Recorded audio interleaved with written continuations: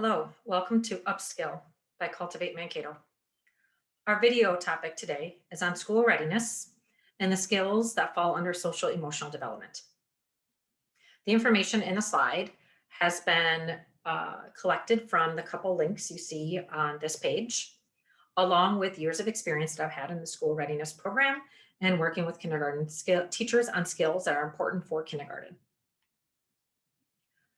Let's talk a little bit about social emotional development, what it is and how does it help us. Social emotional skills allow us to express ourselves appropriately in different environments and with different people. Developing these skills can boost your child's confidence and help them in school, work, and life. Make friends and keep friendships, resolve conflict, gain confidence, manage stress and anxiety, and feel empathy.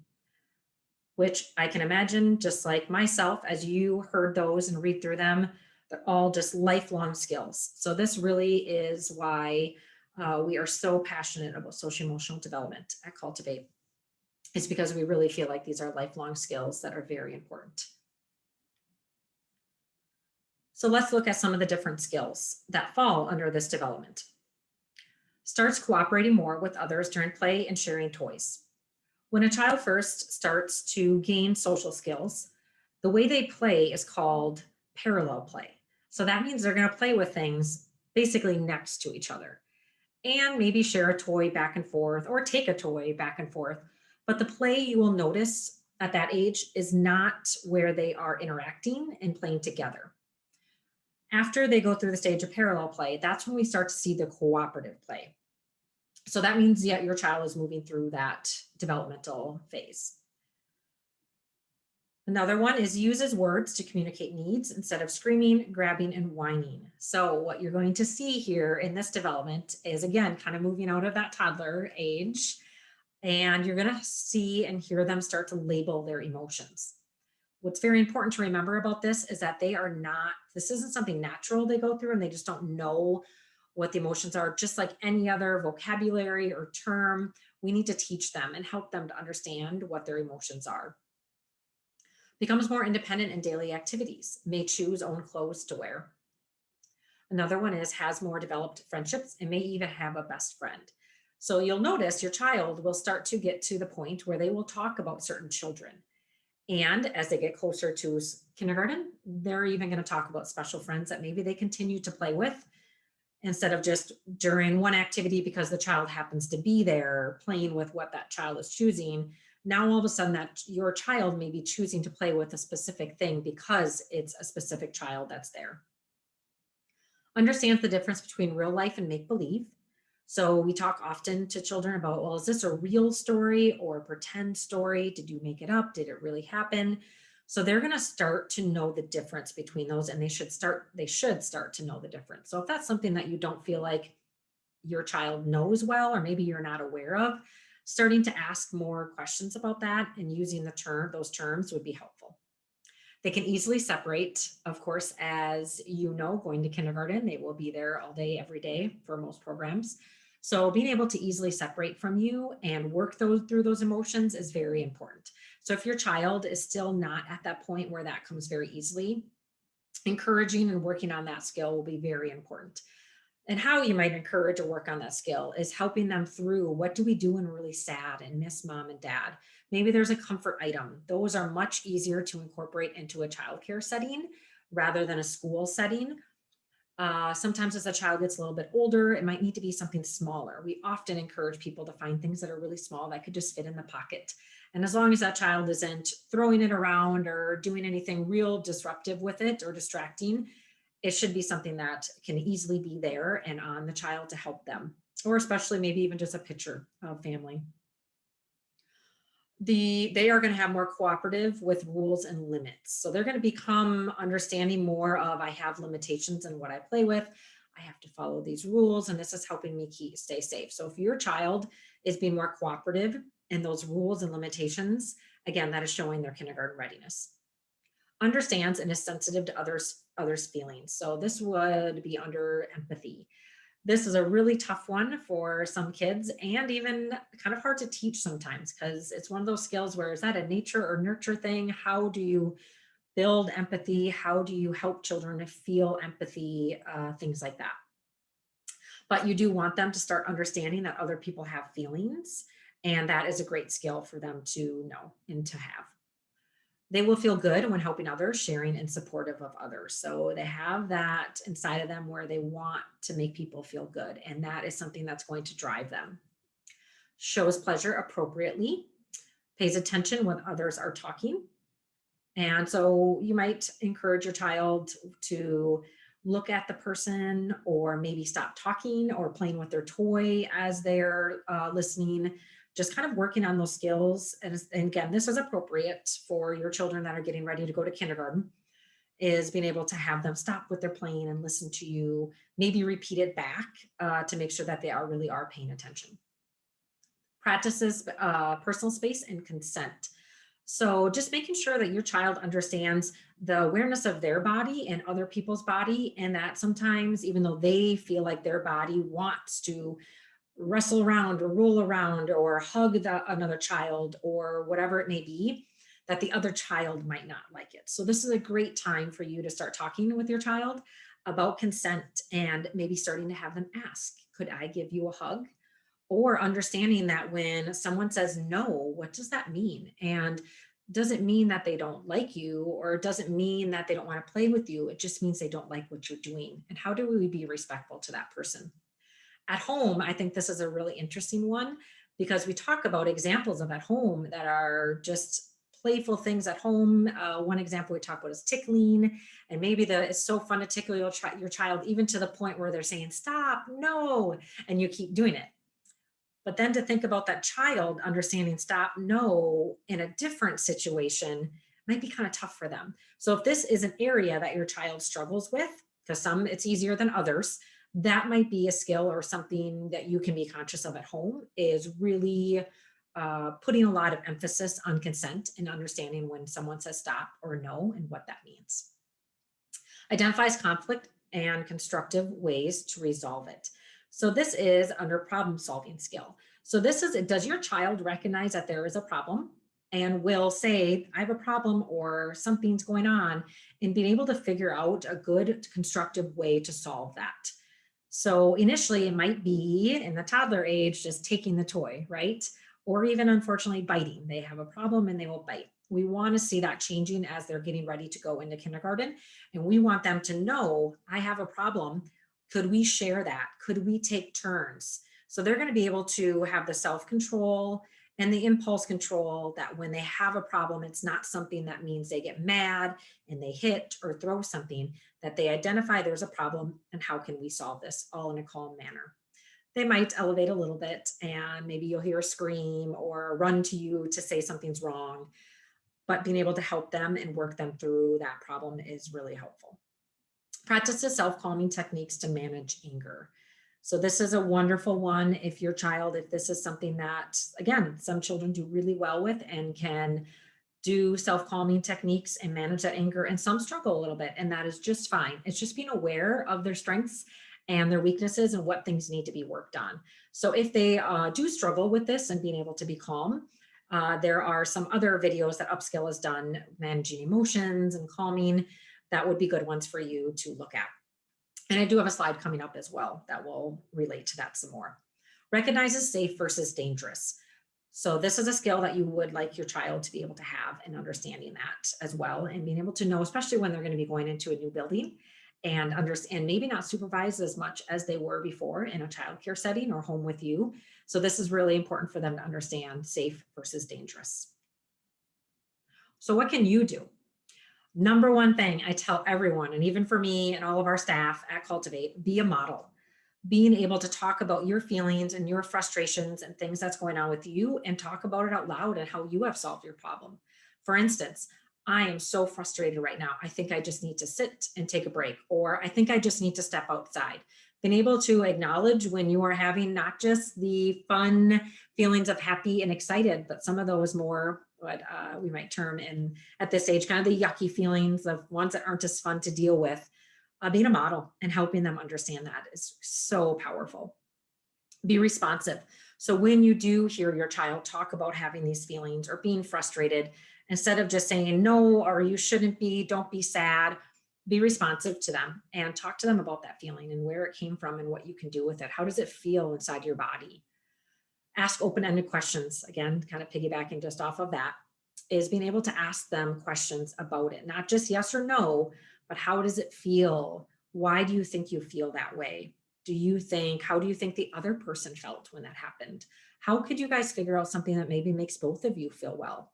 Or in the end, maybe it just isn't a good time for you two to play together. Examples like that. Using stories and books is an amazing way. So if that's something you and your children like to do together, then use those books to talk about the different emotions that are going on in the book and the feelings. Encouraging your child to try new things is very important. Playing games together, the cooperative play, the turn taking, losing versus winning, very powerful things. Ask questions when they're upset. Again, sometimes we might not be in the mood or have the energy to deal with upset, but as often as you can, really helping them and validating. It's amazing what just validating a child's feeling. Think of you as an adult as well. If someone in your life that's very important to you at least just acknowledges your feelings, that's really helpful compared to just ignoring them or actually shaming you for them.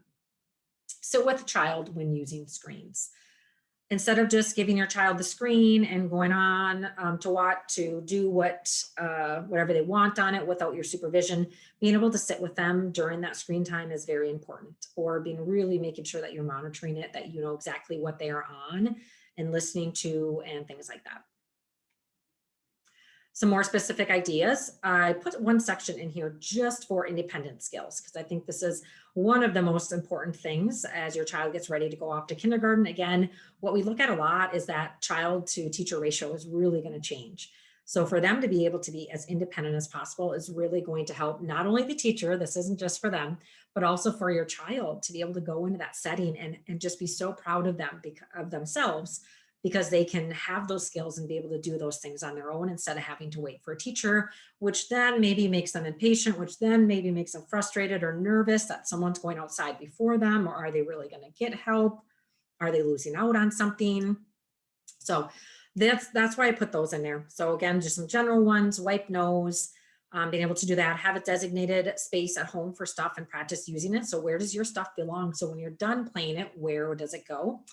Eating meals and just thinking about those table manners and how to, when you're done, what should you do and things like that. Maybe how a conversation between all of you at home. So if you don't do meals and you know your child struggles with meals and having to sit at the table even though they're not done, practicing a little bit of that. And what can we do while we sit here? We can sit and talk and ask each other questions.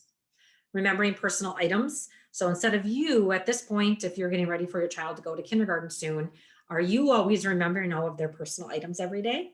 If you are, that would be a great goal for you to have your child start to remember their things every morning, whether it's writing down what you need to do or just getting ready to go out the door and thinking, okay, naming off the things they need and do you have them all? So good idea for that one as well. And then being able to dress yourself. And then the toileting. I put the wiping bottom because this happens a lot and very understandable.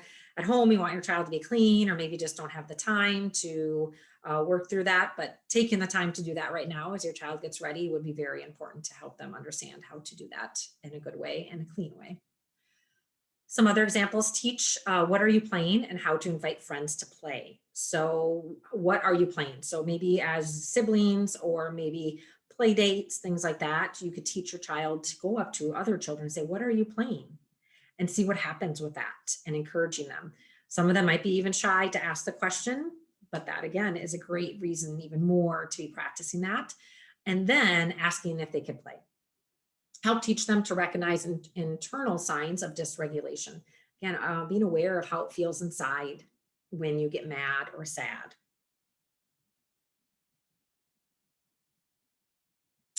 Observe your child. Oh, sorry, I skipped a few there. Teach flexibility and power. So that means like as they're playing, some of them are really going to want to feel in control about this is how I want it to be done. And I want it done this specific way, teaching that sometimes we might want to let someone else have a little bit of control and make some of the choices in what we're playing. Practice games of body control. A great one to play at home is anything that has to do with stop, go, freeze dance, maybe going slow motion, going fast, anything where they are having to control their body is a really good practice. There are some great YouTube videos out there. If you want very specific ones, feel free to ask your preschool teacher, because I guarantee they have some in their room that they do. And I know, like I said, the freeze dance is a big one, and stop, go, red light, green light, things like that. Repeat directions back to you. So as you ask them something, have them repeat it back to you.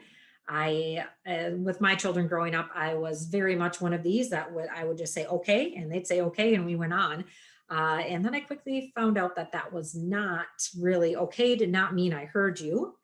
Okay was just kind of repeating me, or passive, so they could just get me to be done talking to them and they could continue their play.